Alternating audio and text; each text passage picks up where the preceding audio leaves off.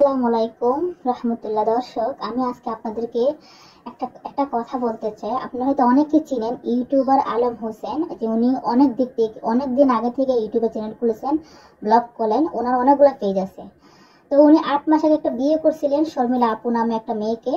তো ওনার আগেও একটা বিয়ে হয়েছিল, ওনার আগের ঘরে একটা ছেলেও আছে, একটা বাচ্চাও আছে, মনে হয় 8-9 বছর। যাই হোক, ওই বিয়েটা আমি জানি না কি হয়েছে।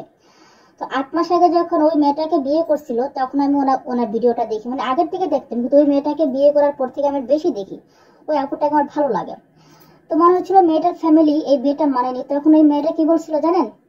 বলছিল সে তার বাবা মাকে ছাড়বে, তবু ওই যে তার স্বামীকে ছাড়বে না, আলম হোসেন ভাইকে ছাড়বে না।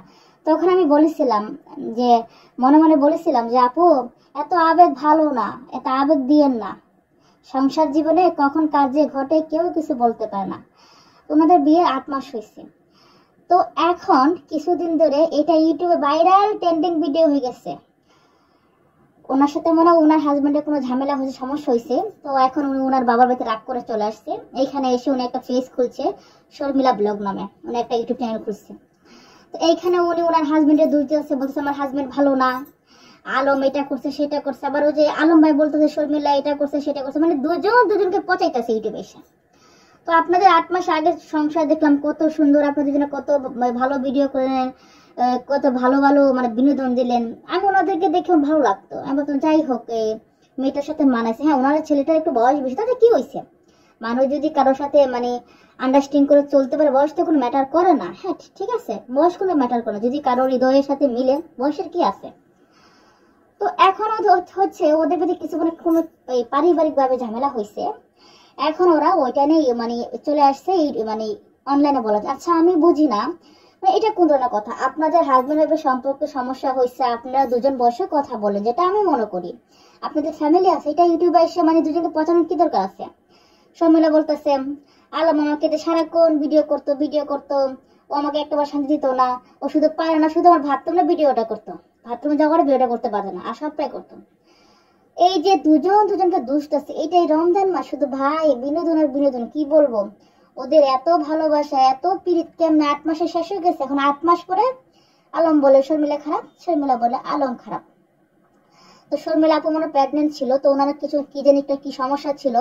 তো ডাক্তার নাকি বলছে এই মানে বাচ্চা রাখা যাবে না। তো আলম ভাই বলতেছে যে আমি বাচ্চা রাখার জন্য অনেক ডাক্তার দেখাইছি, অনেক টাকা পয়সা মানে খরচ করছি। হ্যাঁ, বাচ্চারা যদি আপনার রাখতে, তো আপনাকে হবে, চেষ্টা করতে হবে। হ্যাঁ, যদি ডাক্তাররা বলে রাখা যাবে না, সেটা হচ্ছে আলাদা কথা, চেষ্টা তো করতে হবে। আর শর্মিলা বলতেছে যে না, আলম আমার বাচ্চাটাকে মেরে ফেলছে।